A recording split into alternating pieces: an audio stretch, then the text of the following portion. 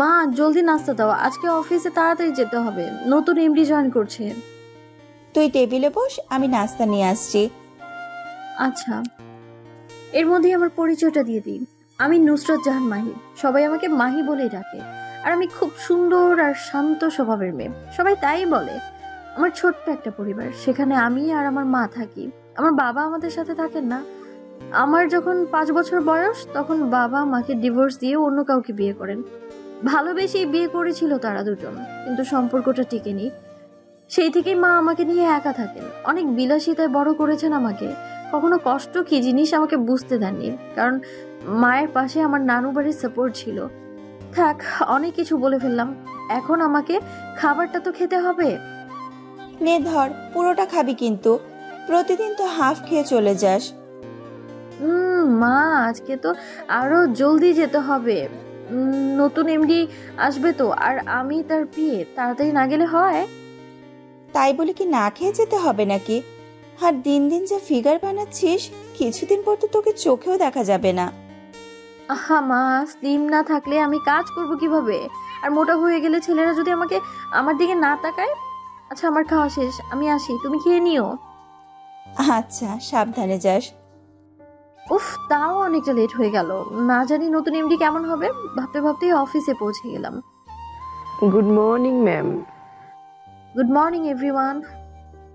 আরে মাহি, তুমি তো লেট কেন? এমডি সাহেব অলরেডি চলে এসেছেন, তাড়াতাড়ি এসো, ওয়েলকাম করতে হবে। হ্যাঁ চলো, আসলে জ্যামে আটকে গিয়েছিলাম, তাই এত লেট হলো। দেখে দেখে আজকেই তোমাকে জ্যামে পড়তে হলো। শুনেছি নতুন এমডি নাকি খুব কড়া মেজাজের লোক। ও তাই নাকি? এই ওয়েট ওয়েট, ওনার নামটাই তো জানা হয়নি। নামটা কি? এখন পর্যন্ত নামটাই জানো না? হ্যালো এভরিবডি, আমি আশফি চৌধুরী, আপনাদের নতুন MD. Welcome sir. Welcome sir. আমি আপনার কথা শেষ করার আগেই মিস্টার আশফি কথা বলা শুরু করলেন। আমি যেহেতু এখানে নতুন, তাই আমি আপনাদের সকলের সাহায্য কামনা করব। ম্যানেজার সাহেব, আপনি আমার চেম্বারে আসুন। Okay sir. ওয়াও, আমাদের আশফি স্যার তো পুরাই হিরো। এত ইয়াং, স্মার্ট আর ড্যাশিং। আমি তো পুরো প্রেমেই পড়ে গেলাম। সেটা তো ঠিক আছে, কিন্তু বিহেভিয়ারটা এমন কেন?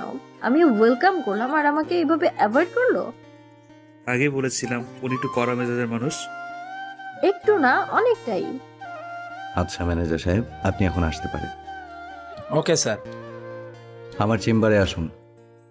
মে come in sir? Yes, come in, বসুন। Thank you sir. ওয়েলকাম। আপনি এখানে কত বছর হলো কাজ করছেন? 2 ইয়ার্স স্যার। এই 2 বছরে আপনি ঠিক কতবার লেট করে এসেছেন? স্যার, আমি অলওয়েজ রাইট টাইমে আসি অফিসে। অ্যাকচুয়ালি আজকে জ্যামে আটকে গিয়েছিলাম, তাই আর কি। Shut up. আমি এই এক্সকিউজ জিনিসটা একদম অপছন্দ করি। নেক্সট টাইম আমি আপনাকে রেগুলার রাইট টাইমে অফিসে দেখতে চাই। Is that clear? Okay sir. এখন আসতে পারেন। আর হ্যাঁ, আপনার নামটা তো জানা হলো না, নামটা কি? নুসরাত জাহান মাহি। তো মিস মাহি, এই ফাইলগুলো রাখুন, কালকের মধ্যেই কাজ শেষ করে এগুলো আমাকে জমা দিবেন। স্যার, কালকের মধ্যেই দিতে হবে এতগুলো ফাইল? ইয়েস, কালকেই। Okay sir. আর হ্যাঁ শুনুন, প্রতিদিন সকালে এসে অ্যাট ফার্স্ট আমার চেম্বারে আসবেন, এসে আমাকে গুড মর্নিং জানাবেন, তারপর নিজের চেম্বারে যাবেন। ওকে? Okay sir. এখন আসুন। হায় খোদা, এই কেমন অদ্ভুত অদ্ভুত রুলস! ওনার মুডটা একদম পুরো নষ্ট করে দিল। আগের এমডি স্যারের কাছে কখনো এমন বকা খায়নি, আর ইনি একদিন আসতে না আসতে সবাইকে মেজাজের উপর রাখছেন। বদ মেজাজি লোক একটা। কি ব্যাপার মাহি, তোমাকে এমন বিষণ্ণ লাগছে কেন? আর বলো না, পুরো মেজাজটাই বিগড়ে দিল। তারপর আসিফকে সবকিছু বললাম। তাহলে পানিশমেন্ট দিল তোমাকে? হ্যাঁ, যাই হোক, অনেক সাবধানে কাজ করো। Best of luck. থ্যাঙ্কস। আজকে কাজ শেষ করে বাসায় ফিরতে ফিরতে সন্ধ্যা হয়ে গেল। এত কাজ দিয়েছে যে অফিসের কাজ বাসায় আনতে হলো। একদিনে এত কাজ কি করে শেষ করব, আল্লাহ পাকই জানে। কি রে, আজকে আসতে এত দেরি করলি যে? ও মা, পরে বলছি, আগে খেতে দাও, প্রচন্ড ক্ষুধা পেয়েছে। কেন রে, আজকে দুপুরে খাসনি? তোর তো এত তাড়াতাড়ি কখনো খিদে পায় না। আর খাওয়া, নতুন এমডি স্যার এত কাজ দিয়েছে যে খাওয়ার কথাই ভুলে গিয়েছি। আর এত বদমেজাজি জানো মা। তাই নাকি? তাহলে সাবধানে কাজ করিস। আর তুই কখনো মাথা গরম করবি না, বুঝলি? যা ফ্রেশ হয়ে, আমি তোকে খাবার দিচ্ছি। যাচ্ছি। তারপর খাওয়া দাওয়া শেষ করে অফিসের কাজ নিয়ে বসলাম। কাজ করতে করতে রাত 11:30 বেজে গেল। হঠাৎ আননোন নাম্বার থেকে একটা মেসেজ আসলো। মেসেজে লেখা ছিল, বেশি রাত জেগে কাজ করা ভালো না, তাড়াতাড়ি ঘুমিয়ে পড়ো। আমি সাথে সাথে সেই নাম্বারে ফোন করলাম, কিন্তু ফোন রিসিভ হলো না। তারপর কাজ শেষ করতে করতে রাত 12:30 বেজে গেল। কাজ শেষ করে আমি ঘুমিয়ে পড়লাম। খুব সকাল সকাল ঘুম ভাঙলো মায়ের ডাকে। উঠে জলদি নাস্তা করে অফিসের উদ্দেশ্যে বেরিয়ে পড়লাম।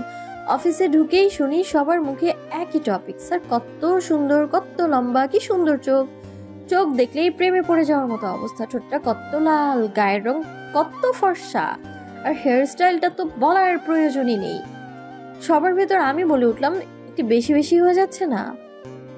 মাহি, বিশ্বাস করো, আমি বাস্তবে এত সুন্দর ছেলে কখনো দেখিনি। হ্যাঁ তো এখন দেখো। আচ্ছা, ছেলে মানুষ যদি মেয়েদের মতো এত সুন্দর হয়, তাহলে মেয়ে মানুষের সুন্দর হওয়ার কোনো প্রয়োজন আছে বলো? ম্যাম, আশফিক স্যার আপনাকে ডাকছেন। হ্যাঁ যাও, আসছি। আসতে না আসতে ডাক পড়ে গেছে, অসহ্য। আসবো স্যার। আসুন। আপনাকে কাল আমি কি বলেছিলাম? কাল আমাকে কি বলেছেন স্যার? ও হ্যাঁ, মনে পড়েছে। Good morning sir. Sorry sir, একদম ভুলে গিয়েছিলাম। আমি কাজগুলো শেষ করেছি, এই যে স্যার। আপনার সাহস হয় কি করে আমার কথা অমান্য করার? আপনার কথা ছিল অফিসে এসে সবার আগে আমাকে মর্নিং জানানো। সেটা না করে আপনি স্টাফদের সাথে গল্প করতে দাঁড়িয়ে গেছেন। আর হবে না স্যার, আমার সত্যি অনেক বড় ভুল হয়ে গেছে। আপনি আমার চোখের সামনে থেকে সরে যান। যান বলছি। মন খারাপ করে বাইরে চলে আসলাম, নিজের চেম্বারে চলে গেলাম। সকাল থেকে মনটা খারাপ হয়ে গেল। বসতে না বসতেই ফোন আসলো। হ্যালো, নুসরত মাহি বলছি। Okay sir, Ashfiq sir phone করেছেন, চেম্বারে যেতে বলছেন। ও গড, এই তো আসলাম, এক্ষুনি আবার ডাক পড়লো। দরজা নক করেই ভেতরে আসতে বললেন। ভেতরে ঢুকলাম। মিস মাহি, আমার জন্য এক কাপ চা আনো। হোয়াট? আমি চা বানাবো? চা আনার জন্য তো... Oh, just shut up. You are my personal assistant. So আমি অফিসে থাকাকালীন আমার সব রকম ব্যক্তিগত বিষয় আপনাকেই দেখতে হবে। আর যদি সেটা না করতে পারেন, তাহলে রেজিগনেশন লেটার দিতে পারেন। নো স্যার, আমি এক্ষুনি বানিয়ে আনছি। স্যারকে চা বানিয়ে দিয়ে আমি চলে আসলাম আমার চেম্বারে। মনটা খুব খারাপ হয়ে গেল। তারপরও অনেক কষ্টে কাজে মন দিলাম। কাজ করার সময় চুলগুলো বারবার সামনে আসছিল, তাই চুলগুলো যখন বাঁধতে গেলাম তখন খেয়াল করলাম স্যার আমার দিকে এক দৃষ্টিতে তাকিয়ে আছে। আমি দেখার সাথে সাথে উনি চোখ ফিরিয়ে নিলেন। স্যার আর আমার চেম্বারটা একদম সামনাসামনি, মানে স্যার আমাকে দেখতে পান আর আমিও স্যারকে দেখতে পাই। কিন্তু এই 2 দিনেই আমার কাজের মুডটা নষ্ট হয়ে গিয়েছে শুধুমাত্র ওনার বিহেভিয়ারের জন্য। এত খিটখিটে মেজাজের মানুষ হতে পারে কিভাবে? আজব। যাই হোক, আমাকে আমার কাজে যেভাবেই হোক মনোযোগী হতে হবে, না হলে আমার চাকরিটাই যে যাবে। আর এই বাজারে ভালো স্যালারির চাকরি পাওয়া সো টাফ, তাই আমাকে খুব ধৈর্য রাখতে হবে। ও কি কোনোভাবে বুঝতে পারলো নাকি কিছু? না, কিছুই বুঝতে পারিনি। বুঝলে রিয়াকশনটা অন্যরকম হতো। যাই হোক, এত তাড়াতাড়ি বুঝতে দিলে চলবে না। মহারানীর ঠোঁটের নিচের তিলটা আগের থেকে আরো বেশি কালো হয়ে গেছে, যার জন্য ওর সৌন্দর্যটা আরো বেশি বেড়ে গেছে। আর ফেসটা সেই আগের মতো পিছিয়ে আছে। মহারানী এখন পুরোপুরি কাজে ধ্যান দিয়েছেন, এর জন্য কোনো দিকে তাকাতাকি নেই। তাই তিনি দেখতেও পাচ্ছেন না কেউ তার দিকে এক দৃষ্টিতে তাকিয়ে আছে। ভালো, যত পারো কাজে মনোযোগী হও, কিন্তু এরপর থেকে যে এর থেকে বেশি মনোযোগ আমাকে দিতে হবে বাবু। কি মাহি, আজকের খবর কি? এরকম একজন হিরো স্যার এর প্রিয় হয়ে সময় কেমন যাচ্ছে? হ্যাঁ, তোমার কি গল্প শোনার ইচ্ছে হয়েছে? ডিয়ার, খুব। তাহলে গল্পের শিরোনামটাই শোনো, পার্সোনাল অ্যাসিস্ট্যান্ট থেকে পার্সোনাল চাকরানি। কি সুন্দর না? উফ, তুমিও না। যাই হোক, শিরোনামটা জোর ছিল। হ্যাঁ খুব, ভাবছি আজকে এফবিতে পোস্ট দিব। দুজনের হাসাহাসিতে মাহি একবারও খেয়াল করলো না কেউ তার দিকে আগুন দৃষ্টিতে তাকিয়ে আছে। সেটা আর কেউ না, মিস্টার আশফিক চৌধুরী। আমার চেম্বারে আসুন। এত হাসাহাসি, এত হাসি আসে কোথা থেকে তোমার? আজকে আমি সেটাই দেখব। আমার সামনে ছাড়া যাতে তুমি অন্য কোনো ছেলের সামনে না হাসতে পারো তার ব্যবস্থাই করব। দেখেছো কতটুকু সময় হয়েছে ওনার চেম্বার থেকে আসলাম, আবার সাথে সাথে ফোন। উফ, যাও যাও, দেখো আবার কি করতে বলে। এই লোকটার সামনে গেলে আমার হার্টবিট 14 গুণ বেড়ে যায়। এত ভয় পেলে কিভাবে কাজ করবো ওনার সাথে বুঝতেই পারছি না। ভাবতে ভাবতেই চলে আসলাম ওনার চেম্বারে। জি স্যার, বলুন। হ্যাঁ বসুন। এই ফাইলগুলো ধরুন, এগুলোতে কিছু ফল্ট আছে যেগুলো এক্ষুনি কারেকশন করে দিতে হবে আমাকে। স্যার, এক্ষুনি এতগুলো ফাইল কিভাবে কারেকশন করে দিব? কিভাবে করে দিবেন সেটা তো আমার জানার কথা না। করে দিতে বলেছি, করে দিবেন, ব্যাস। ঠিক আছে স্যার, আসি। আসি মানে? আমি এখানে বসে করতে বলেছি। কিন্তু স্যার, আমি আমার চেম্বার ছেড়ে এখানে কেন বসবো? আর তাছাড়া আপনার কাজের ব্যাঘাত ঘটতে পারে। তাই তো, এটা তো একটু অন্যরকম দেখায়। দেখাক, তাতে কি? সেটা আপনাকে ভাবতে হবে না। আর যত কাজ ফাঁকি দেওয়ার চিন্তা, তাই না? আমার সামনে বসে তো আর ফাঁকি দিতে পারবেন না। স্যার, আমি মোটেও, বলতে গিয়ে চুপ হয়ে গেলাম ওনার আগুন দৃষ্টি দেখে। মনে হচ্ছে চোখ দিয়েই গিলে ফেলবে। আমি চুপচাপ কাজ শুরু করলাম। আমি জানি তুমি ফাঁকিবাজ না, শুধুমাত্র আমার চোখের সামনে তোমাকে রাখার জন্য এই ব্যবস্থা। অলরেডি 30 মিনিটস পার হয়ে গেছে, মেয়েটা কাজ করেই চলেছে, একটা বারো চোখ তুলছে না। উফ, এতটা বোরিং কবে থেকে হলো মেয়েটা? কথা বলার মতো কোনো কিছু খুঁজেও পাচ্ছি না। ওহ গড, এতটা কেয়ারলেস কি করে হতে পারে ও? কাজ করতে করতে গলার কাছ থেকে ওড়নাটা বেশ কিছুটা নিচে পড়ে গেছে, আর তাতে ওর গলার বেশ খানিকটা নিচে আর বুকের বেশ খানিকটা উপরে, মানে মাঝ বরাবর লাল তিলটা দেখা যাচ্ছে। এভাবেই কি মেয়েটা কাজ করে নাকি সবার সামনে? আশ্চর্য, শুধু ফেসটাই পিচ্ছি না, পুরো মানুষটাই এখনো পিচ্ছি হয়ে আছে। এখন ওকে আমি কিভাবে বলবো? হঠাৎ হাতের কাছে পেপার ওয়েটটা পেলাম, ওটাই টেবিলের উপর ঠাস করে ফেললাম। তাতেই ও চমকে গিয়ে কলমটা ওর হাত থেকে পড়ে গেল। তখন ও আমার দিকে তাকালো, আর আমি ওর চোখের দিকে তাকালাম একবার, আর ওর ওনার দিকে তাকালাম। ও আমার তাকানোর ভাবেই বুঝতে পারলো আমি কি বোঝাতে চেয়েছি। ও খুব দ্রুত ওনাটা ঠিক করলো। তার খুব লজ্জা পেয়েছে সেটাও বোঝা গেল। কাজ করতে করতে লাঞ্চের সময় হয়ে গেছে, তখন ওকে কাজ থামাতে বললাম, মিস মাহি, আমার খাবারটা বেড়ে দিন। ওনার কথায় আমি শুধু অবাকই হচ্ছি, কিছু করার নেই, করতেই হবে। কিন্তু আমি এই প্রথম কাউকে খাবার বেড়ে দিব। খুব ভয় করছে, যে ডেঞ্জারাস ম্যান, তাতে একটু ভুল হলেই তো কত বকা দিবে। ভাবতে ভাবতে খাবার বাড়া শুরু করে দিলাম। কিভাবে খাবার বাড়ছেন মহারানী? তাতে মনে হচ্ছে জীবনের প্রথম কাউকে খাবার বেড়ে খাওয়াচ্ছেন। গ্লাসে পানি ঢালতে গিয়ে মনে হচ্ছে পানিটুকু আমার গায়েই ফেলবে। বলতে বলতে, ও শিট, এটা কি করলে? বলতে গিয়ে চুপ হয়ে গেলাম ওর মুখটা দেখে।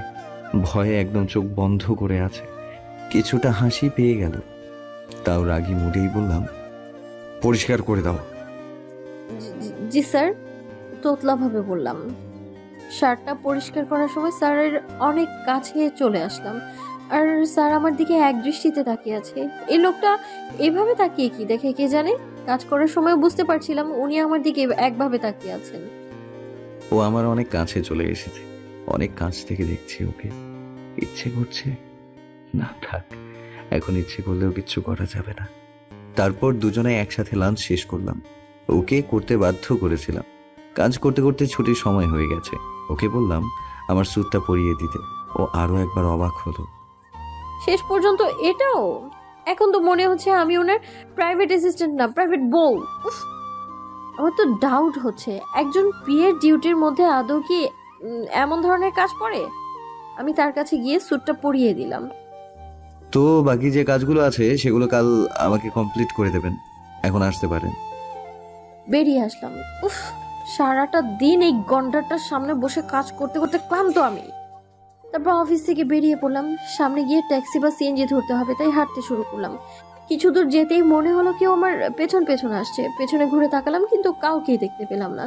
মনের ভুল ভেবে সামনে একটা ট্যাক্সি পেয়ে গেলাম। বাসায় পৌঁছানোর পর ফ্রেশ হয়ে হালকা নাস্তা করে বিছানায় গিয়ে একটু গা এলিয়ে দিলাম। তারপর মা রুমে এসে আমার উপর চিৎকার করে উঠলো, কিরে, তুই কি দিন দিন নাস্তিক হয়ে যাচ্ছিস? আজ 2 দিন ধরে দেখছি এক ওয়াক্ত নামাজ কালাম পড়ছিস না, ব্যাপারটা কি? মা সবকিছু হচ্ছে ওই গন্ডারটার জন্য। এত পরিমাণ কাজের চাপ দিচ্ছে যে আমি টয়লেটে যাওয়ার সময়টুকুও পাই না। চুপ কর পাজি মেয়ে, আমি এসব কিছু শুনতে চাই না।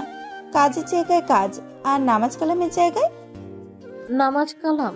ঠিক আছে মা জননী, তাই হবে। এবার অন্তত একটু রেস্ট নিতে তো দাও। নে, তুই তো এখন একটু আমাকে সময়ও দিস না। সত্যিই তো, কাজের চাপে এখন মাকেও ঠিক মতো সময় দেওয়া হয় না। বেচারি সারাদিন একা থাকে বাড়িতে। এত বলি যে একটু পাশের বাসার আন্টির সাথে গিয়ে গল্প করে এসো, সেটাও শুনবে না। মাকে নিয়ে যে কি করি না। ভাবছি এই ফ্রাইডেতে মাকে নিয়ে ঘুরেতে বেড়াবো। রেস্ট নিয়ে উঠে এসার নামাজ পড়লাম, তারপর মা খেতে ডাক দিল। খেতে বসে আমি আর মা কথা বলছি। মাহি, কাল একবার আমার সাথে এতিমখানায় যেতে পারবি? কিভাবে যাবো মা? কাল তো অফিস আছে, নতুন এমডি স্যার তো ছুটি দিবে না।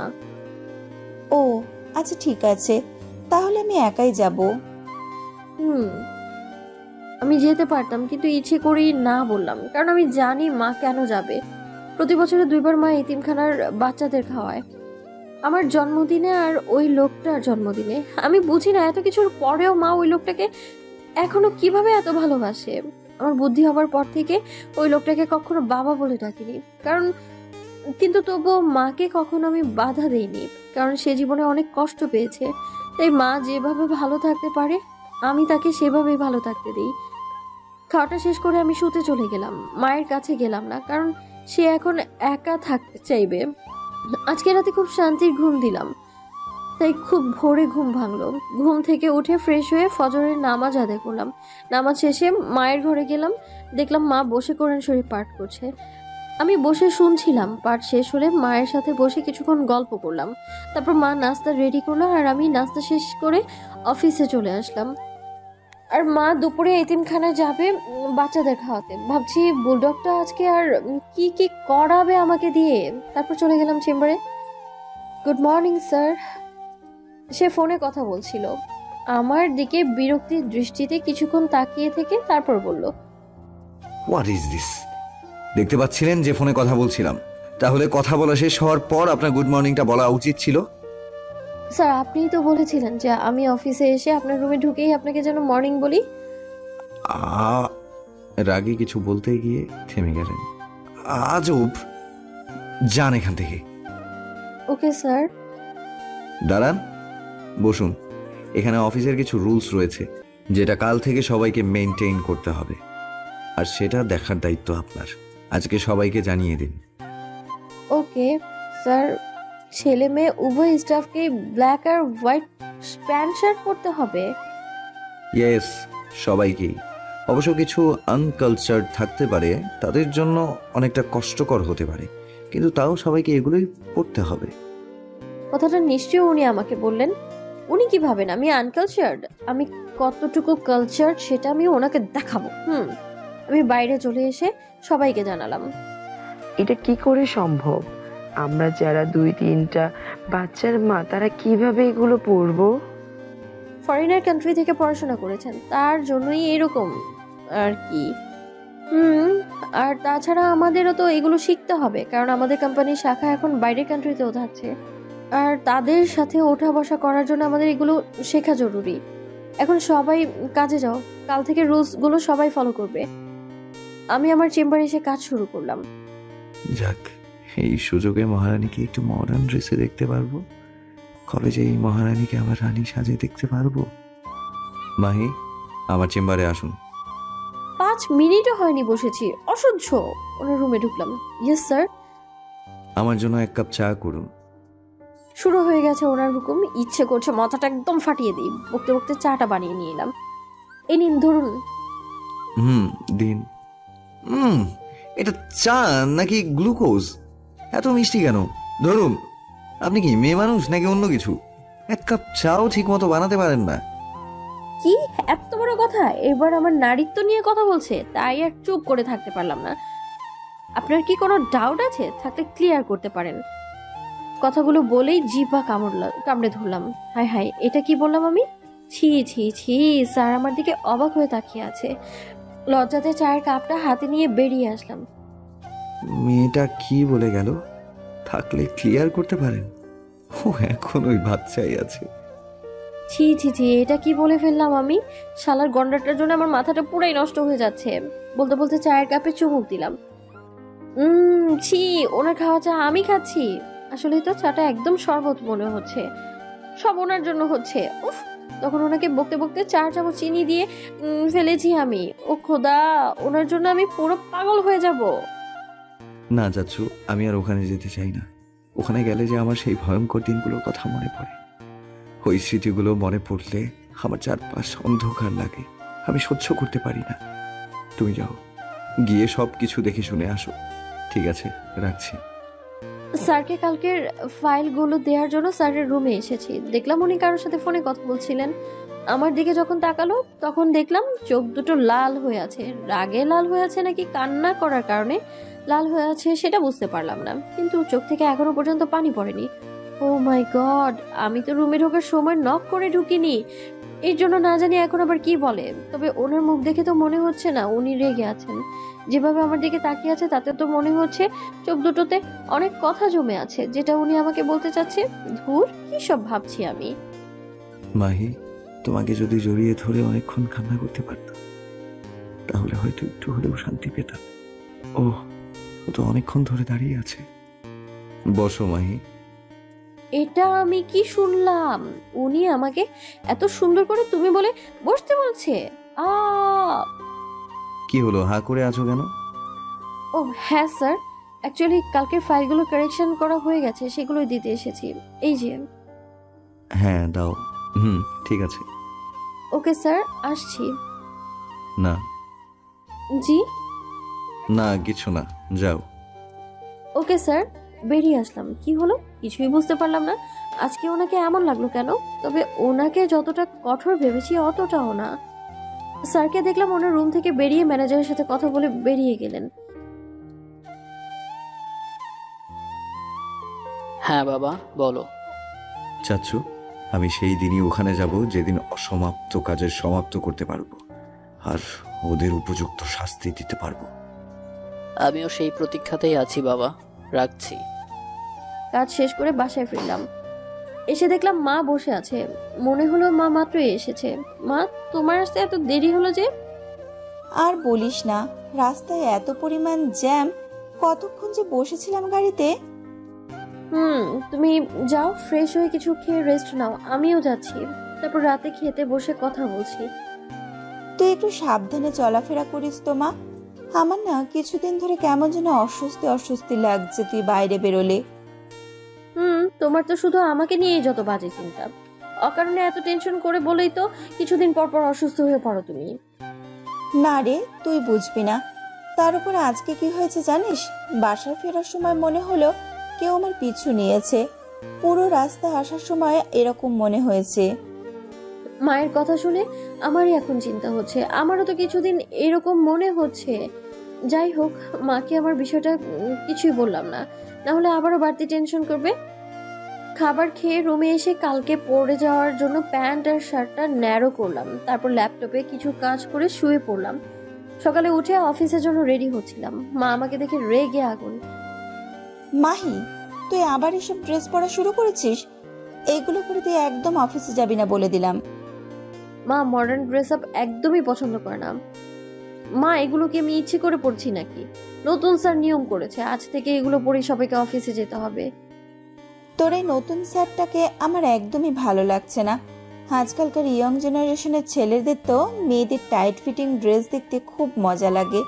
তুই কিন্তু সাবধানে থাকবি। একদম ঠিক বলেছ। আচ্ছা মা, এখন আসি কেমন? আজকে খুব স্মার্ট হয়ে সেজেগুজে অফিসে আসলাম। সবাই আমাকে কেমন হাঁ করে দেখছে, বুঝতে পারছি অনেক সুন্দর লাগছে আমায়। আরে মাহি নাকি? আজকে তো তোমার তো থেকে চোখ সরাতে পারছি না, পুরো প্রেমে পড়ে গেলাম আমি। হয়েছে, এখন অফ যাও। আর থ্যাঙ্কস। এখন যাচ্ছি বুলডগের চেম্বারে, তাকে দেখাতে যে আমি কতটুকু কালচার। Good morning sir. উনি বসে একটা ফাইল দেখছিলেন। Good morning.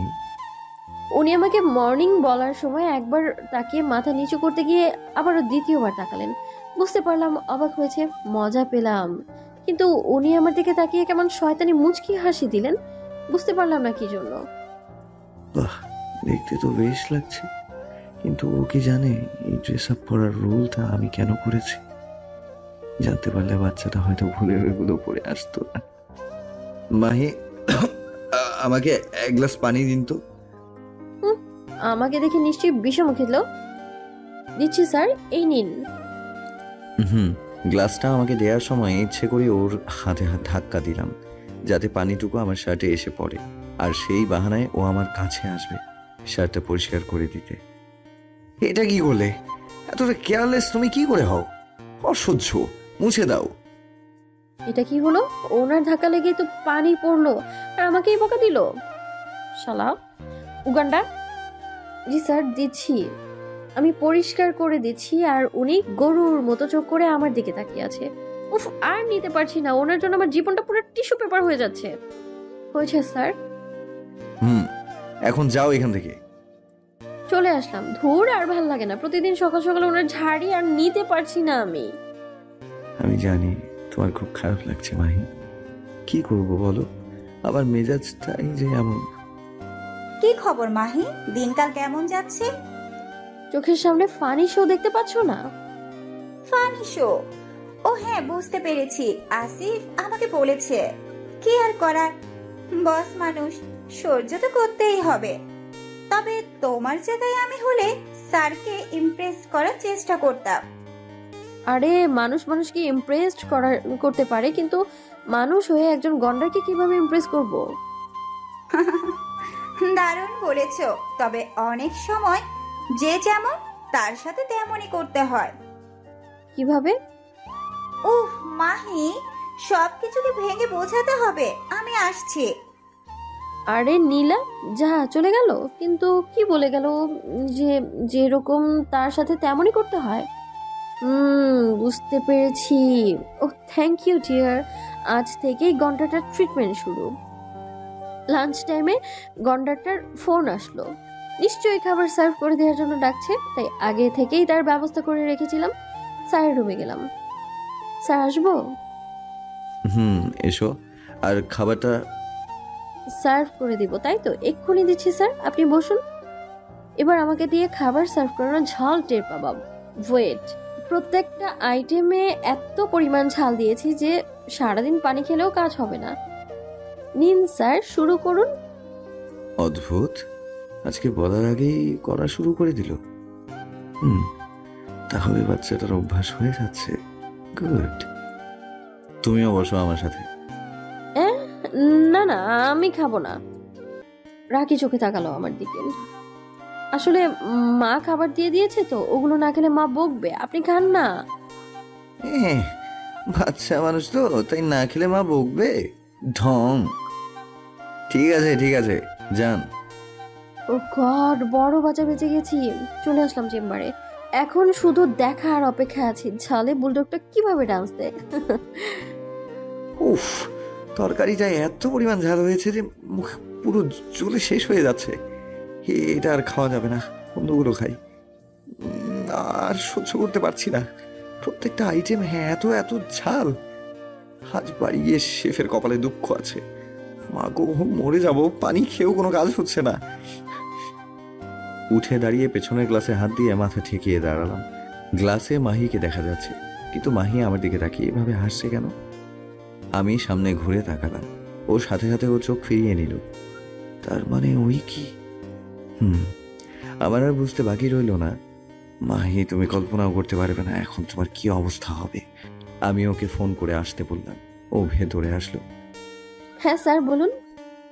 খাবারগুলো সরাও। কেন স্যার, আপনি খাবেন না? জি স্যার, এক্ষুনি সরাচ্ছি। ঝালে নাক মুখ চোখ সব লাল হয়ে আছে। বেশ হয়েছে একদম। ও যখন খাবার সরাচ্ছিল আমি তখন ওর হাত ধরে টান দিয়ে গ্লাসের সাথে মিশিয়ে ওর কোমরটা চেপে ধরলাম। ও কিছু বলার আগেই ওর ঠোঁটে আমার ঠোঁট চেপে ধরলাম। যতক্ষণ পর্যন্ত আমার ঝাল না কমছিল ততক্ষণ পর্যন্ত ওকে কিস করে যাচ্ছিলাম। ও আমাকে ছাড়ানোর চেষ্টা করছে, কিন্তু পারছে না। এইভাবে কতক্ষণ করছিলাম জানি না। অনেকক্ষণ পর যখন ঝাল কমলো তখন ওকে ছেড়ে দিলাম। ও পুরো রোবট হয়ে দাঁড়িয়ে আছে। আমি চেয়ারে এসে বসলাম। পানি খেতে গিয়ে থেমে গেলাম। ভাবলাম এখন ঠোঁটে ওর ছোঁয়া আছে, তাই আর খেলাম না। ওর দিকে তাকালাম। ওকে দেখে খুব হাসি পাচ্ছে। বুঝলাম অনেক বড় শখ খেয়েছে। ও এখনো রোবট হয়ে দাঁড়িয়ে আছে। বেচারি আমাকে জব্দ করতে গিয়ে নিজেই কুপোকাত। আমি উঠে ওর সামনে দাঁড়ালাম, ওকে বললাম। এরপর থেকে যেন ঝালটা আরো বেশি হয়। ও আমার দিকে চোখ বড় বড় করে অবাক হয়ে তাকাল। কি কথাটা মনে থাকবে তো? কারণ ঝালের পরিমাণটা বেশি হলে কিসটাও অনেকক্ষণ ধরে করতে পারবো। কথাটা ওর কানের কাছে মুখ নিয়ে আস্তে করে বললাম। আমি আর এক মুহূর্ত দাঁড়িয়ে থাকতে পারলাম না, দৌড়ে নিজের চেম্বারে চলে আসলাম। ইস, বাচ্চাটা খুব লজ্জা পেয়েছে। হুম হুম, এটা তো মাত্র শুরু, রিয়া। এরপর থেকে যে আরো কত কি রোমান্টিক অত্যাচার সহ্য করতে হবে, ইউ হ্যাভ নো আইডিয়া। না, এভাবে আর সহ্য করা যায় না। উনি ওনার লিমিট ক্রস করে ফেলেছে। আজকে আমি চাকরি ছেড়ে দিব। কি ব্যাপার? ও কি রেজিগনেশন লেটার লিখছে? সেরকমই তো মনে হচ্ছে, কিন্তু ওকে তো এখান থেকে যেতে দেয়া যাবে না। কিভাবে ওকে আটকানো যায় বুঝতে পারছি না। আচ্ছা, আগে আসুক। দরজায় নক করলাম। যখনই ওনাকে বলতে যাব তখন উনি বলল, এখনকার সময় যখন তখন ভালো জব পাওয়া খুবই টাফ, তার উপর বছরের মাঝামাঝি সময়। বাই দ্য ওয়ে, তোমার বাসায় তোমার মাকে কি বলবে কি জন্য চাকরিটা ছেড়েছো? সত্যি তো, যে কোম্পানিতে 2 বছর ধরে চাকরি করছি সেটা আজ আমি কেন ছাড়লাম? প্রশ্ন করলে কি বলবো তখন? আর মিথ্যাও তো বলতে পারবো না। চাকরিটা ছাড়লে কোনো প্রবলেম হলো না, প্রবলেম ছিল না, কারণ নানু এমনিতেই আমাদের দায়িত্ব নিতে চায়, কিন্তু মা সেটা চায় না। তাই আমাকে চাকরি করে মাকে নিয়ে আলাদা থাকতে হয়। আর কিছুই করার নেই, চাকরিটা করতেই হবে। ওনাকে কিছু না বলে রুম থেকে বেরিয়ে আসলাম। যাক, তাহলে আটকাতে পারলাম। আরে, কাঁদতে কাঁদতে বাচ্চাটা চোখ মুখ একদম ফুলিয়ে ফেলেছে। ওকে এখন একটু ইজি করতে হলে বাইরে নিয়ে যেতে হবে। আর এমনিতেও বাইরে একটা কাজ আছে, সেখানে যেতে হবে। ওকে সাথে নিয়ে যাব। এখন আমার সত্যি মরে যেতে ইচ্ছে করছে। এরকমটা হবে আমি কখনো কল্পনাও করতে পারিনি। ফোন আসলো, চোখ মুখে মুছে ফোন পিক করলাম। হ্যালো, মাই স্পিকিং। আমার চেম্বারে আসো। কিছু না বলে ফোনটা রেখে দিলাম। তারপর নিজেকে কিছুটা কন্ট্রোল করে ওনার রুমে গেলাম। বাইরে থেকে 2জন ক্লায়েন্ট আসবে, একটা হোটেলে মিট করতে যাব। জরুরি মিটিং আছে, সেখানে তোমাকে আমার সাথে যেতে হবে। হুম। ওখানে একটা ফাইল আছে, ওটা নাও। আর আমাকে স্যুটটা পরিয়ে দাও। এবার পায়ের রক্ত মাথায় উঠে যাচ্ছে, কিন্তু কিছু বলতে পারছি না। রাগে চোখ গরম করে ওনার দিকে তাকিয়ে আছি। কি হলো? কিছু না বলে স্যুটটা পরিয়ে দিলাম, তারপর ওনার সাথে বেরিয়ে পড়লাম। রহিম, তোমাকে এখন ড্রাইভ করতে হবে না, আমি নিজেই করব, তুমি থাকো। আমি সিটে গিয়ে বসলাম। মাহি অন্যমনস্ক হয়ে দাঁড়িয়ে আছে, তাই জোরে হর্ন দিলাম। ও চমকে উঠল। গাড়ির হর্নের আওয়াজ পেয়ে পেছন সিটে বসতে গেলাম। হঠাৎ করে উনি গাড়ি টান দিয়ে চলে গেল। এবার আমার মেজাজ আবারও চরমে উঠে গেল। কি হলো এটা? উনি বারবার এভাবে আমাকে হ্যারাস কেন করছে? ওনার এসব কার্যকলাপ আমার ধৈর্যের বাঁধ ভেঙে যাচ্ছে। বলতে বলতে উনি গাড়ি নিয়ে ব্যাক করে আমার সামনে আসলো। তারপর সামনের দরজা খুলে দিয়ে বলল, আমি কোনো ড্রাইভার না যে পেছনের সিটে গিয়ে বসতে হবে। এটা একটা কমন সেন্স। রাগের কারণে ইচ্ছে করছে পেছনে বসতে, তাই বলে এরকম করবে? রাগে গজগজ করতে করতে ওনার পাশে গিয়ে বসলাম। গাড়ি চালানোর সময় উনি এমন ভাবে ব্রেক করলো যে আরেকটু হলেই চিল্লায় বললাম, কেউ এভাবে গাড়ি চালায়? তার জন্য সিট বেল্টটা বাঁধতে হয়। ওহো, আমি তো সিট বেল্ট বাঁধিনি। নিজেই লজ্জা পেলাম। তারপর নামি দামি একটা হোটেলে ঢুকলাম। আগে থেকে টেবিল বুক করা ছিল, সেখানে গিয়ে বসলাম। ওয়েটারকে ডেকে একটা কোল্ড কফি আর একটা হট কফি অর্ডার করলো। আজব ব্যাপার, উনি কি কোল্ড কফিটা আমার জন্য অর্ডার করলেন? আমি তো কোল্ড কফি খাই, আর কোথাও গেলে তাড়াতাড়ি করে গরম চা বা কফি খেতে পারি না। খেতে দিলেও সেটাকে ঠান্ডা শরবত করে এক চুমুক দিয়ে গিলে খাই। ওয়েটার কফি নিয়ে আসলো। আমি দেখতে চাচ্ছিলাম উনি আমাকে কোন কফিটা দেয়। আরে, উনি তো আমাকে কোল্ড কফিটাই দিলেন। অদ্ভুত তো, উনি কিভাবে জানলো? আমি প্রশ্ন করলাম ওনাকে, আপনি কি করে জানলেন আমি কোল্ড কফি খাই? কিভাবে আবার? সব সময় দেখি তুমি অফিসে এটাই আনতে বলো। বাচ্চা মানুষ তো, তাই তাড়াতাড়ি গরম কিছু খেতে পারো না। কি বাচ্চা মানে? কিছু না, খাও। তার মানে অফিসে বসে উনি আমাকে সব সময় খেয়াল করে, কিন্তু কেন? শুধু আমার সাথে কেন উনি এরকমটা করে? ওনার ভাবগতি উদ্দেশ্য আমি কিছুই বুঝতে পারছি না। কিছুক্ষণ পর 2জন জাপানিজ আসলো। বুঝতে পারলাম ওরাই আমাদের ক্লায়েন্ট। আমরা কথা বলছি ওদের সাথে ইংরেজিতে। আজকে আমাদের অনেক বড় একটা অর্ডার এসেছে ওদের থেকে, তাই ওরা আমাদের সাথে হ্যান্ডশেক করার জন্য হাত বাড়ালো। আমার দিকে যখন একজন ব্যক্তি হাত বাড়ালো, আমি হাত মেলানোর আগেই উনি তার হাতটা ধরে হ্যান্ডশেক করলো। তারপর আমার দিকে চোখ বড় করে রাগি চোখে তাকালো। আমি জাস্ট অবাক হলাম। ওনারা চলে যাওয়ার পর আমার দিকে উনি এগিয়ে এসে দাঁতে দাঁত চেপে বলল, আমি ছাড়া তুমি অন্য কোনো ছেলেদের হাত ধরবে না, না হলে খুব খারাপ হবে বলে দিলাম। আমি বুঝলাম না উনি কেন আমার সাথে এমন করছে, কেন আমাকে নিয়ে উনি এতটা পজিটিভ হচ্ছেন। আর নিজে যেটা করলো আজ তার জন্য একটাবার সরি পর্যন্ত বললো না, উল্টো আমাকে এসে শাসাচ্ছে। How strange. তারপর সেখান থেকে বেরিয়ে গাড়িতে উঠলাম। গাড়ি চালিয়ে উনি একটা পার্কের সামনে গিয়ে থামলো। গাড়ি থেকে নেমে সোজা পার্কের ভেতর ঢুকে গেল। আমি আর না দাঁড়িয়ে থেকে ওনার পেছন পেছন চলে আসলাম। তারপর উনি একটা ফাঁকা জায়গা দেখে একটা বেঞ্চে গিয়ে বসে পড়লো। আমাকে একবার বসতেও বললো না। উনি বসে স্যুটটা খুলে আমাকে ধরিয়ে দিলেন। আমিও চাকরানির মতো সেটা ধরলাম। খেয়াল করলাম উনি একটা ফ্যামিলির দিকে এক দৃষ্টিতে তাকিয়ে আছে। সেখানে বাবা মা বাচ্চা ছেলেটাকে নিয়ে খেলছে, আর আমি আমার মতো চারপাশটা ঘুরে প্রাকৃতিক সৌন্দর্য উপভোগ করছিলাম। মোটা এখন একটু হালকা লাগছে। কিছুক্ষণ পর পেছনে তাকিয়ে দেখলাম উনি নেই। আরে কোথায় গেল? চারপাশে তাকিয়ে খুঁজলাম, কোথাও দেখলাম না। আবার আমাকে রেখে চলে গেল না তো? আমি তাড়াতাড়ি বেরিয়ে গেলাম। বাইরে গিয়ে যেটা দেখলাম সেটা দেখে আমার রাগ হচ্ছে নাকি হাসি পাচ্ছে বুঝতেই পারছি না। উনি গাড়ির সাথে হেলান দিয়ে ললিপপ খাচ্ছে। আমি ওনার সামনে গেলাম। উনি আমাকে দেখে ললিপপ যে হাতে ছিল সেই হাত আমার দিকে বাড়িয়ে দিল। ছি, ইয়াক। উনি ললিপপটা চেটে এখন আমাকে দিচ্ছে। কি জঘন্য একটা মানুষ। আপনি ভাবলেন কি করে আপনার খাওয়া ললিপপ আমি খাবো? হোয়াট? আমি আমার স্যুটটা যাচ্ছি, ললিপপ দিচ্ছি না। আমার স্যুটটা তোমার কাছে। তাই তো। আর আমি কি ভাবলাম, ছি, কি লজ্জার বিষয়। এই নিন। যাক, তাও ভালো রাস্তার মাঝে আর পড়িয়ে দিতে বলেনি। এইটুকু কমন সেন্স অন্তত আছে। তারপর আমরা গাড়িতে উঠলাম। উনি আমার দিকে একটা কিটক্যাট এগিয়ে দিলেন। বাহ, এটা যে আমার ফেভারিট সেটাও জেনে গেছেন। ভালো তো। আমি কিটক্যাটটা আর না নিয়ে পারলাম না। সেটা দেখে উনি মুচকি হাসলেন। এতক্ষণ পর মহারানীর মুড ঠিক হলো। অলরেডি অফিস টাইম শেষ। আমাকে সামনে নামিয়ে দিন, আমি চলে যাব। আমি কি তোমাকে একবারও নেমে যেতে বলেছি? আমি একাই যেতে পারবো, গাড়ি থামান। কি হলো, গাড়ি থামান না কেন? উনি হঠাৎ করে এমন ভাবে গাড়ি থামালো, আমরা সিটে বসেই অনেক জোরে ঝাঁকি খেলাম। বুঝতে পারলাম সেই রকম ভাবে রেগে গেছেন। আমার দিকে কিরকম রাক্ষসের মতো তাকিয়ে আছে। আমি তো ভয় পুরো ঠান্ডা। আবারও কি জোর করে করে বসবে নাকি? উফ, আমি তাড়াতাড়ি মুখ চেপে ধরলাম। উনি আমার দিকে সত্যি এগিয়ে আসছেন। এবার আমি ভয়ের চোখ বন্ধ করলাম। না, উনি তো কিছুই করছে না। আমি চোখ খুললাম। উনি আমার দিকে সেই রাক্ষসের মতো করে তাকিয়ে আছে, আর গাড়ির দরজাটা খোলা। তারপর উনি বললেন, নামো। আমাকে নামিয়ে দিয়ে চলে গেল। আর এমন জায়গায় নামিয়ে দিয়ে গেল যে রাস্তায় একটা রিক্সাও পাওয়া যায় না। এখন আমাকে এতখানি রাস্তা হেঁটে যেতে হবে। অসভ্য লোক একটা। আমি হাঁটছিলাম, তখন 2-3টা বখাটে ছেলে আমাকে একা দেখে আমার পিছু নিল। আমি ওদের দেখে এক দৌড়ে আমার বাড়ির সামনে এসে পড়লাম। এত জোরে দৌড় দিয়েছি মনে হচ্ছে এখানেই শুয়ে পড়ি। অবশ্য একটা উপকার তো হয়েছে, তাড়াতাড়ি পৌঁছতে তো পারলাম, না হলে কচ্ছপের মতো হাঁটতে হাঁটতে আসতাম। কত দেরি হতো কে জানে। হাঁপাতে হাঁপাতে ঘরে ঢুকলাম। মা আমার এইরকম অবস্থা দেখে দৌড়ে আসলো। কিরে, তোর এই অবস্থা কেন? কি হয়েছে তোর? এভাবে হাঁপাচ্ছিস কেন?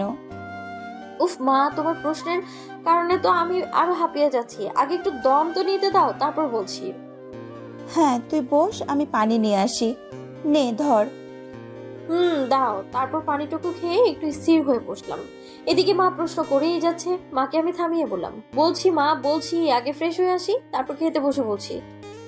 আচ্ছা যা। ফ্রেশ হয়ে কিছুক্ষণ পর মা খেতে ডাক দিল। তারপর খেতে বসে রাস্তার বখাটে ছেলেগুলোর কথা বললাম। মা তো শুনে বলল, এখন থেকে আমি ফেরার পথে এগিয়ে নিয়ে আসবো। মা আজকে তো কোনো গাড়ি পাইনি, তাই। তারপর মাকে অনেক কষ্টে বুঝিয়ে শুনিয়ে রুমে চলে আসলাম। এরপর ঘুমানোর জন্য যত চেষ্টা করছি তত আজ সকালের কথা মনে পড়ছে, ভুলতেই পারছি না। রাত 10:45 আমার ফোনে মেসেজ টোন বাজলো। মেসেজটা সেই আগের নাম্বার থেকেই এসেছে।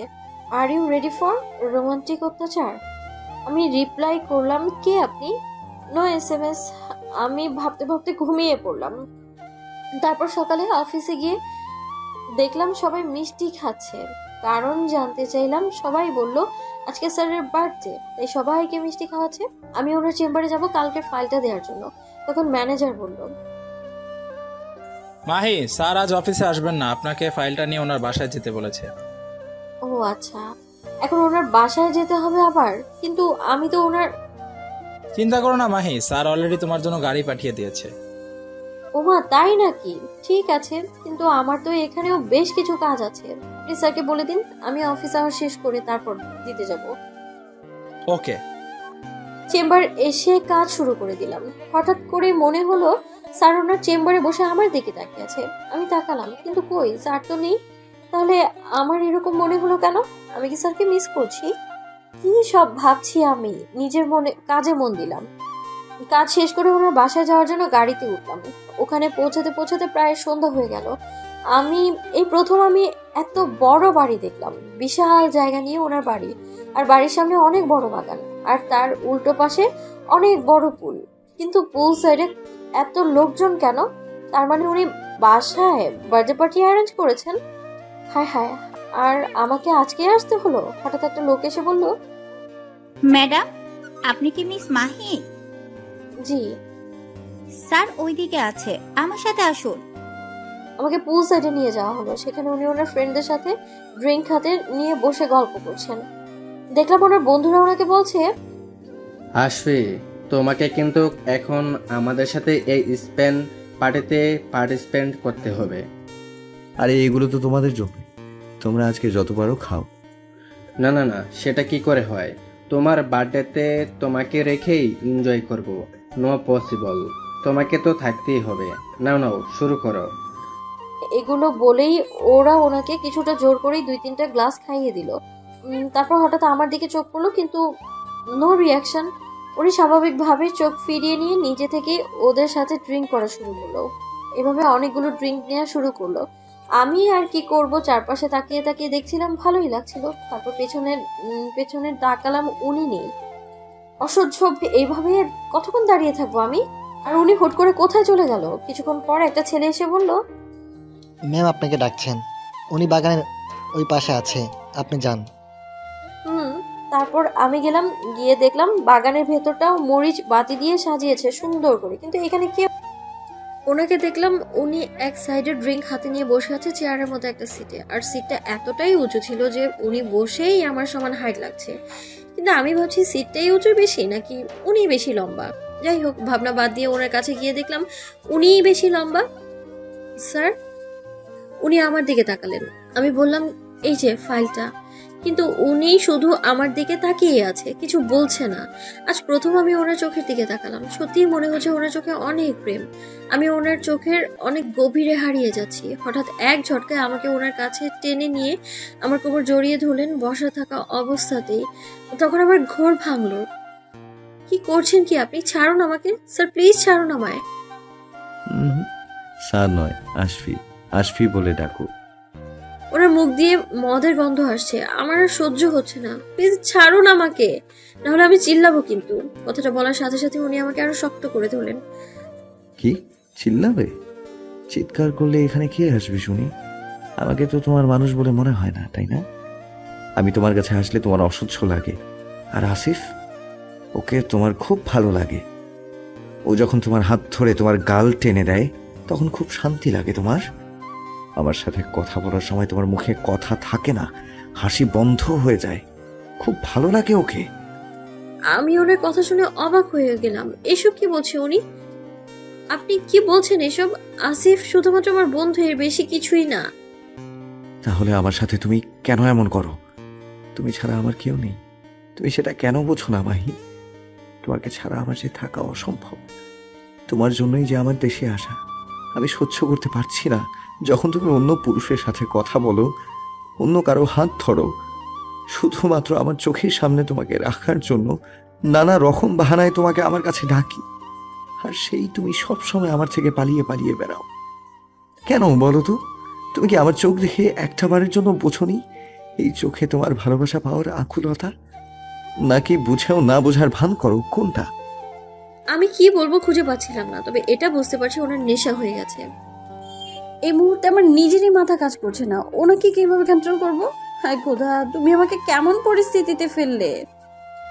স্যার, আপনার সেন্স স্বাভাবিক নেই, নিজেকে কন্ট্রোল করার চেষ্টা করুন। আপনার অনেক নেশা হয়ে গেছে। নেশা হয়ে গেছে? হ্যাঁ, আমার মাহির ভালোবাসা পাওয়ার নেশা হয়ে গেছে, মাহিকে কাছে পাওয়ার নেশা হয়ে গেছে।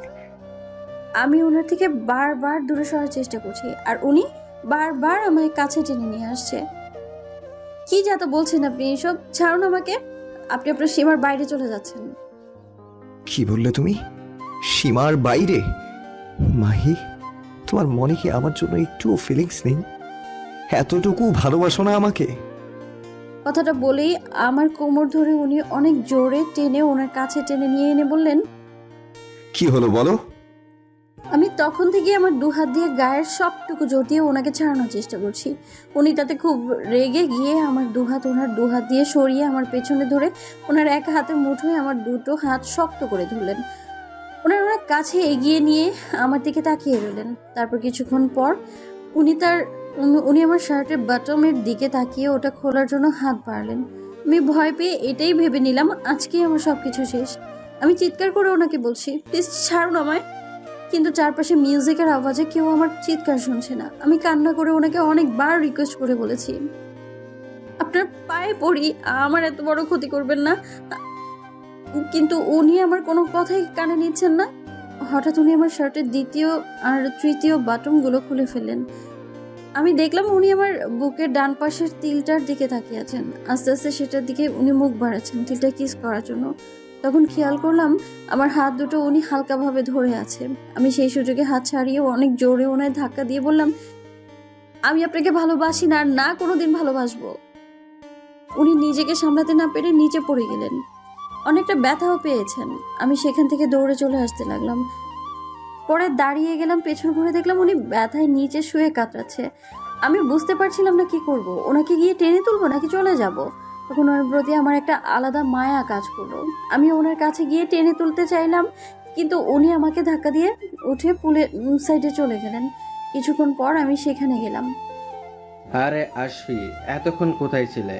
আমরা তোমার গান শোনার অপেক্ষায় আছি। তোমার জন্মদিনে তোমার কণ্ঠে গান না শুনলে কেমন হয়? আশফির হঠাৎ আমার দিকে চোখ পড়লো। তারপর উনি একজনকে ডেকে গিটার নিয়ে আসতে বলল। অদ্ভুত মানুষ উনি, এই সেন্সে উনি গাইবেন গান? তারপর উনি গিটার নিয়ে পুলের পাশে চেয়ারে গিয়ে বসলেন। গানটা তোমাকেই ডেডিকেট করলাম। मेरी किस्मत के हर एक पन्ने पे मेरे जीते जी बाद मरने के मेरे हर एक कल हर एक लम्हे में तू लिख दे मेरा उसे हर कहानी में सारे किस्सों में दिल की दुनिया के सच्चे रिश्तों में जिंदगानी के सारे हिस्सों में तू लिख दे मेरा उसे ऐ खुदा जब बना उसका ही बना ऐ खुदा जब बना उसका ही बना। গানটা গাওয়ার সময় ওনার চোখ দিয়ে পানি পড়ছিল। গান গাওয়া শেষে উনি উঠে চলে গেল বাসার ভিতর। আমিও যখন ফিরে আসব তখন হাতে ফাইলটা দেখে মনে হলো ফাইলটা খুব ইম্পর্টেন্ট, ওনাকে দিয়ে আসা উচিত। এদিকে নিজে যাওয়ার সাহস পাচ্ছিলাম না, আবার অন্য কারো হাতে দিয়ে পাঠানোর ঠিক হবে না, কারণ ফাইলটাতে কোম্পানির কিছু সিক্রেট ইনফরমেশন আছে। তাই নিজে যাওয়ার সিদ্ধান্ত নিলাম। কারণ ড্রয়িং রুমে দরজার কাছে গিয়ে দাঁড়ালাম, দেখলাম উনি দেয়ালে টাঙানো একটা ছবির সামনে দাঁড়িয়ে আছে আর চোখ দিয়ে অঝরে পানি পড়ছে। ছবিটা দেখে মনে হলো ওনার বাবা মা হবে হয়তো। উনি কিভাবে যেন বুঝতে পারলো আমি দাঁড়িয়ে আছি। ছবিটার দিকে তাকিয়ে বলল, অজস্র পরিমাণ ড্রিঙ্কস করলেও আমার সেন্স একেবারে অস্বাভাবিক হয় না। আমি শুনে কিছু না বলে সোফার উপর ফাইলটা রেখে বেরিয়ে আসলাম বাইরে। তখন ড্রাইভার এসে বলল, ম্যাডাম স্যার আপনাকে পৌঁছে দেওয়ার কথা বলেছে আমাকে। এত কিছুর ভেতরেও উনি এটা খেয়াল রেখেছে। আমি বাসায় চলে আসলাম, মাকে কিছু বলতে পারলাম না।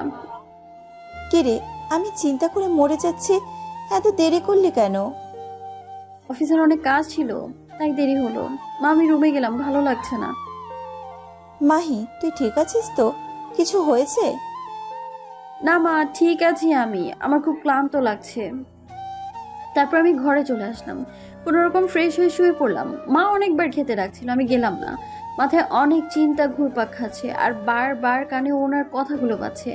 একটা কথাই বেশি ভাবছি আমি, উনি এটা কেন বলল আমার জন্য দেশে আসা?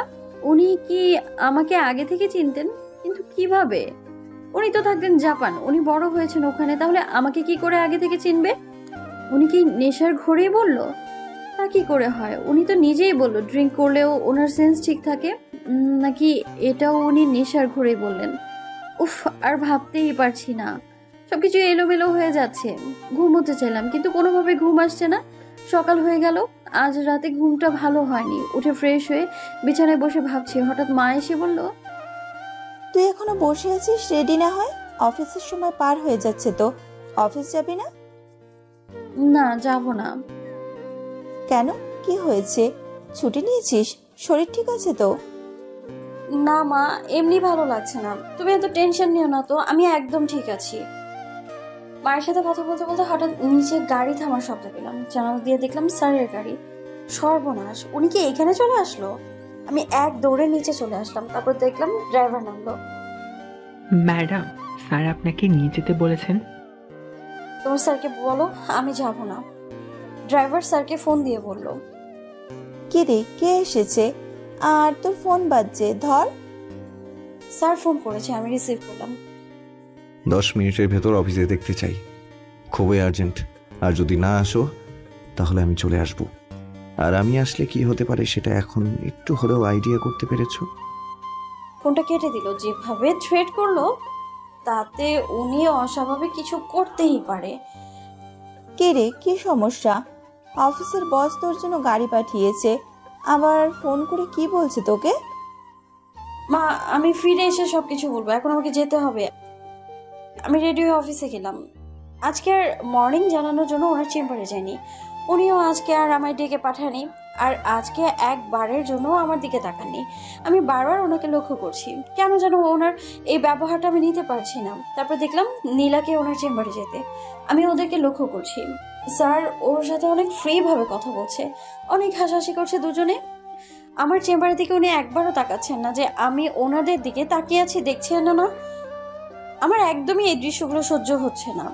এখন যেটা করলো সেটা দেখার জন্য আমি একেবারেই প্রস্তুত ছিলাম না। স্যার ওকে একটা ছোট গিফট বক্স দিল। দেওয়ার সময় উনি আর চোখে বারবার আমার দিকে তাকাচ্ছিল। গিফট বক্স থেকে ঘড়ি বের করলো, সেটা উনি নিজে ওর হাতে পরিয়ে দিল। আমি চোখ সরিয়ে নিলাম, এটা একটু বেশি বেশি হয়ে গেল মনে হচ্ছে। নীলা বেরিয়ে এলো, ও আমার কাছেই আসছে, অনেক খুশি খুশি লাগছে okay. Mahi, I am so happy. এই দেখো, স্যার আমাকে এই ঘড়িটা গিফট করেছে, আর সেটা নিজেই পরিয়ে দিয়েছে। ঘড়িটা অনেক দামি ব্র্যান্ডের, তাই না? সুন্দর। তো এটা তোমাকে স্যার কি উপলক্ষে গিফট করলো? আমাদের কোম্পানি অনেক বড় একটা অর্ডার পেয়েছে আমাদের কাজে দক্ষতার জন্য, তাই স্যার খুশি হয়ে এটা দিয়েছে। তাহলে তো সবাইকে দেওয়া উচিত, তোমার একা দিল কেন তোমায়? তা তো জানি না, মেবি স্যার আমার উপর ইমপ্রেসড হয়েছে। খুশিতে নাচতে নাচতে চলে গেল। একদিনে ইমপ্রেস হয়ে গেছে, ঢং। যা খুশি করুক, আমার কি। কিন্তু আমি আর এখানে কাজ করব না, আজকেই ছেড়ে দেব। রেজিগনেশন লেটার নিয়ে ওনার কাছে গেলাম। আসতে পারি? আমি আর চাকরিটা করতে চাচ্ছি না, দয়া করে আমার রেজিগনেশন লেটারটা অ্যাকসেপ্ট করুন। উনি আমার দিকে একদমই তাকাচ্ছে না। গ্রহণ করব, কিন্তু এখন নয়, সন্ধ্যার পর। কেন সন্ধ্যার পর? কেন? আজকে সন্ধ্যায় আমার বাসায় একটা পার্টির অ্যারেঞ্জমেন্ট করেছি। সেদিনকার ওই জাপানিজ ক্লায়েন্টদের সাথে আমাদের অনেক বড় একটা ডিল ফাইনাল হবে, যেটার জন্য আমাদের কোম্পানি দেশে ফার্স্ট পজিশনে থাকবে। আর সেখানে তোমাকে প্রয়োজন হবে। তাই সন্ধ্যার পরেই তোমার লেটারটা গ্রহণ করে তোমাকে এই খান থেকে মুক্ত করে দেব। ওনার মুখে কথাটা এভাবে শুনে বুকের ভেতরটা মোচড় দিয়ে উঠলো। কিন্তু আমার তো খুশি হওয়ার কথা, উনি বা কেন আমাকে এইভাবে কথাটা বলল? তার মানে উনি কি সত্যি? না, এইসব ভালোবাসা বলে কিছুই নেই, এইগুলো আমি বিশ্বাস করি না। কি হলো, চুপ করে আছো কেন? হ্যাঁ, না কিছু না, এমনি। ঠিক আছে। আজকে লাঞ্চের ছুটি দিয়ে দেবো সবাইকে, সন্ধ্যায় চলে এসো। আসছি। আজকে তোমাকে সত্যি মুক্ত করে দেব, আর এখানে আসতে হবে না। আমার এমন ফিলিং হচ্ছে কেন, মনে হচ্ছে কিছু একটা হারিয়ে ফেলছি। যেমনই লাগুক, আমাকে আমার সিদ্ধান্তে অটল থাকতে হবে, দুর্বল হলে চলবে না। আমি আর আজকে কোনো কাজ করতে পারলাম না, কোনোভাবেই সময়টা পার করে দুপুরে বাসায় চলে আসলাম। বাসায় এসে সোজা ঘরে চলে আসলাম। মাহি, তুই এই সময় বাসায়? কোনো সমস্যা হয়েছে অফিসে? সকালে বা কি হয়েছিল? তেমন কিছু না, আর্জেন্ট কাজ ছিল তাই ডেকে পাঠিয়েছিল। তুই কিছু লুকাচ্ছিস না তো? তুই তো আমার কাছে কিছুই লুকাস না, খুলে বল আমাকে কি সমস্যা। আজ 2 দিন দেখছি তুই গভীর চিন্তায় ডুবে থাকিস। সত্যি বলছি, কিছু হয়নি মা। আর শোনো, আজ সন্ধ্যা স্যারের বাসায় যেতে হবে। জাপান থেকে কিছু ক্লায়েন্ট আসবে, অনেক বড় একটা ডিল ফাইনাল করার জন্য। সেই উপলক্ষে একটা পার্টি থ্রো করেছে উনি, সেখানে আমাকে থাকতে হবে। আর তাই বলছি ফিরতে একটু লেট হবে, তুমি টেনশন করবে না। জাপান? এই জাপানে আমার জীবনের সব থেকে সুখের স্মৃতি আর সব থেকে ভীতিকর স্মৃতি রয়েছে। কি বলে মা? না কিছু না, তুই যা, গোসল করে খেতে আয়। দাঁড়াও মা, তুমি কিছু একটা লুকাচ্ছ, আমাকে সত্যি করে বলো তো মা, কি বলে তুমি? বলছি। আমার আর তোর বাবার বিয়ের পর তোর বাবা আমাকে দেশে রেখে জাপানে চলে যায় বিজনেসের ভিসায়। কিন্তু আমি একা থাকবো বলে একটা বেবি দিয়ে যেতে চেয়েছিল। তোর বাবা ভেবেছিল ওইখানে যাওয়ার পর সুখবরটা শুনবে, কিন্তু তিনি নিরাশ হয়েছিলেন, কারণ কনসিভ করতে পারিনি আমি। এইদিকে ওইখানে যাওয়ার পর অবস্থা খুব খারাপ হয়ে গিয়েছিল ওর, কোনো কিছু করতে পারছিল না, কোনো কাজও খুঁজে পাচ্ছিল না। তখন একজন প্রবাসীর সাথে দেখা হয় ওর, তাকে সবকিছু খুলে বলে। একটা সময় তার সাথে খুব ভালো সম্পর্ক হয়ে যায় তোর বাবার। উনি একটা ছোটখাটো কাজেরও ব্যবস্থা করে ওকে। ওনার নাম ছিল আশরাফ চৌধুরী। আশরাফ ভাইয়ের কথা আমি আজও ভুলতে পারবো না, সারা জীবন ঋণী হয়ে থাকবো ওনার কাছে। তারপর তোর বাবার আস্তে আস্তে কিছু পুঁজি বৃদ্ধি পায়, তখন আশরাফ ভাই ওকে প্রস্তাব দেয় দুইজনে একসাথে একটা বিজনেস শুরু করবে। তোর বাবাও রাজি হয়ে যায়। একটা সময় বিজনেসটা অনেক বড় হয়, সেখানে অনেক বাঙালি কাজের সুযোগ পায়, কিছু চাইনিজও সেখানে জয়েন করে।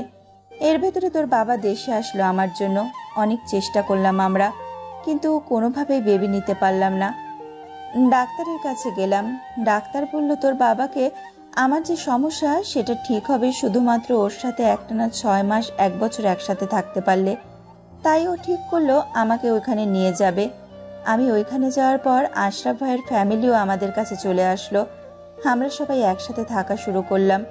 তার ঠিক 7.5 মাস পর তুই আমার গর্ভে এলি। অনেক খুশি হয়েছিলাম আমরা। তুই হওয়ার পর তোর বাবার বিজনেসে অনেক সাফল্য আসতে শুরু করলো। আমার নামের প্রথম অক্ষর দিয়ে তোর বাবা তোর নাম রাখলো মাহি। অনেক ভালোই যাচ্ছিল সময়গুলো। আশরাফ ভাইয়ের একটা ছেলে ছিল, ভারী মিষ্টি ছিল। ও সবসময় তোর কাছে থাকতো। তোদের দুইজনকে আমি দেখাশোনা করতাম। আশরাফ ভাইয়ের বউ বাইরে চাকরি করত, তাই আমাকেই দেখতে হতো ওকে। ও খুব বাধ্য ছিল আমার, মামনি বলে ডাকতো আমাকে। ওর যখন 11 বছর বয়স, তখন তোর আর ওর বাবা ঠিক করলো তুই বড় হলে তোকেই ওনার ছেলের বউ করবে। আস্তে আস্তে সুখের সময়গুলো পার হয়ে যাচ্ছিল। তোর বাবার ভেতরেও অনেক পরিবর্তন আসতে শুরু করলো। অনেক রাত করে বাড়ি আসা, আমার সাথে সবসময় ঝগড়া করা, এমনকি কিছু কিছু রাত বাড়িতেও আসতো না। এইদিকে ওদের বিজনেসেও অনেক প্রবলেম শুরু হলো। মা প্লিজ, আর ভালো লাগছে না শুনতে। ওই লোকটার কোনো কথাই আমার শুনতে ইচ্ছে করছে না। এবার চুপ করো তো, আর শুনবো না আমি। আমি কি বলতে চাইছি তুই তো শুনতে চাইলি। হ্যাঁ, এখন আমার শোনার স্বাদ মিটে গেছে, আমি গোসলে গেলাম। কিন্তু একটা বিষয় আজও আমার কাছে অজানা।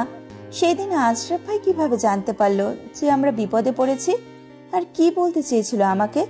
ওই দিন রাতে আশরাফ ভাইকে ওপরওয়ালা না পাঠালে আমি মাহিকে নিয়ে আর বেঁচে ফিরতে পারতাম না দেশে। ইস, মাহি যদি একবার পুরো কথাগুলো শুনতো, তাহলে আজকে ওর কাছে অনেক কিছু পরিষ্কার হয়ে যেত। আর বিরক্তিকর নিয়ে কথাগুলো না শুনলে এটা ওর খেয়ালে আসতো যে আসিফও জাপানে থাকতো। মা খেতে দাও, ক্ষুধা পেয়েছে। আমি খাবার বেড়েছি, তুই আয়। আমি খাওয়া শেষ করে বসে একটু টিভি দেখছিলাম মুডটা ভালো করার জন্য। দেখতে দেখতে কখন যেন সোফায় ঘুমিয়ে পড়েছি। সন্ধ্যা হয়ে গেছে, মা ডাকাডাকি করছে। তোর নাকি পার্টিতে যাওয়ার আছে, তো রেডি হবি কখন আর যাবি কখন? কটা বাজে দেখেছিস? মা, তুমি আমাকে আরো আগে ডাকবে না? অলরেডি সন্ধ্যা হয়ে গেছে। আমি তো তোকে কখন থেকেই ডাকছি, যা তাড়াতাড়ি যা। আমি গিয়ে তাড়াহুড়ো করে ফ্রেশ হয়ে একটা ড্রেস পরলাম। সাজার সময়ও নেই আর মুডও নেই, তাই না সাজার মতো করেই সেজেই বেরিয়ে পড়লাম। গিয়ে দেখলাম আজকে তো কালকের থেকে আরো বেশি জাঁকজমক করে সাজিয়েছে, মনে হচ্ছে বিয়ে বাড়ি। ভেতরে ঢুকে দেখলাম অফিসের সবাই চলে এসছে, শুধু আমিই লেট। ওনাকে কোথাও দেখছি না, উনি কোথায়? বলতে বলতে হঠাৎ আমার পাশে এসে দাঁড়ালেন। আমার পা থেকে মাথা অবধি দেখছে সে। এইভাবে কি দেখছে বুঝতেই পারলাম না।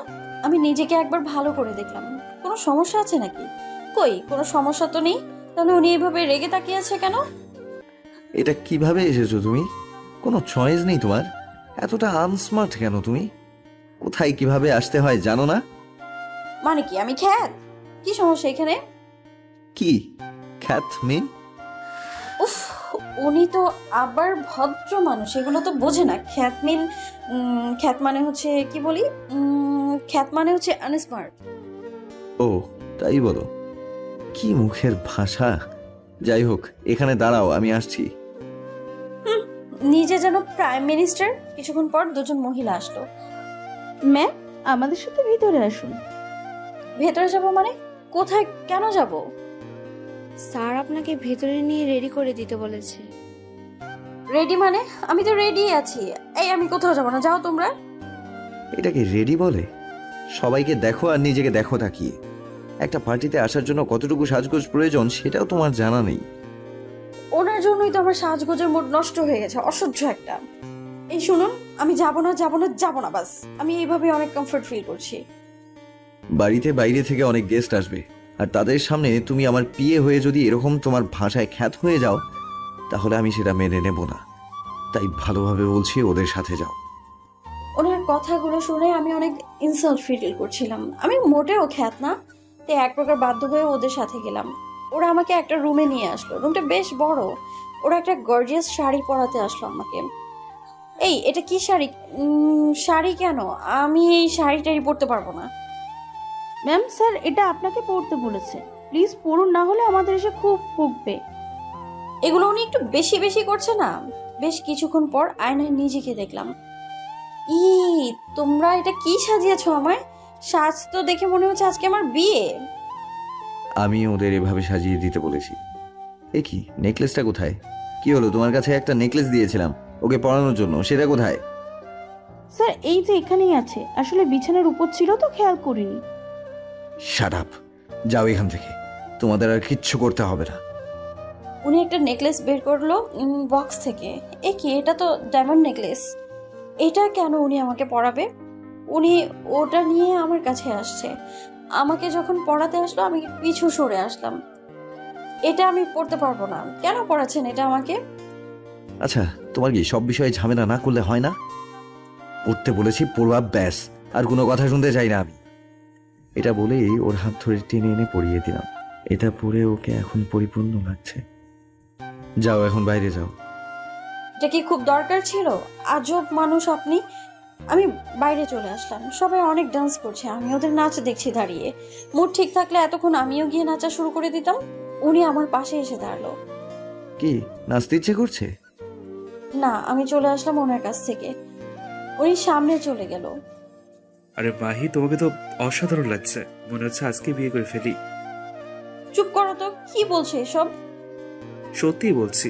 আচ্ছা, কমপক্ষে একটা সেলফি তো নিতে দাও। আমি হঠাৎ সামনে খেয়াল করলাম উনি আমার দিকে রেগে তাকিয়ে আছে, আর আসিফের দিকে যেভাবে দেখছে তাতে মনে হচ্ছে বেচারাকে আজকে গোরস্থানে পাঠাবে।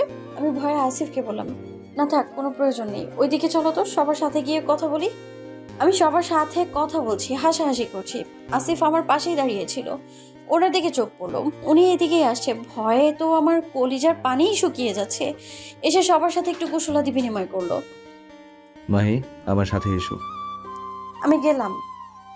অনেক হাসাহাসি করেছেন, এবার চলেন আমার সাথে। ওরা চলে এসেছে। তারপর আমরা ওদের সাথে কথা বললাম, তারপর ডিলটা কমপ্লিট করলাম। আমি ওদের সাথে কথা বলছি, উনি চলে গেলেন। অ্যাটেনশন গাইস, আমার এই পার্টিতে আসার জন্য সবাইকে মেনি মেনি থ্যাঙ্কস। আজকের এই পার্টিটা দুটো অনারে দেয়া। একটা তো আপনারা আগে থেকেই জানেন, আর একটা কারণ হলো আজকে আমি আপনাদের সকলের সাথে আবার লাইফ পার্টনারের পরিচয় করিয়ে দেব। ইনফ্যাক্ট তার সাথে আজকে আমার এঙ্গেজমেন্ট।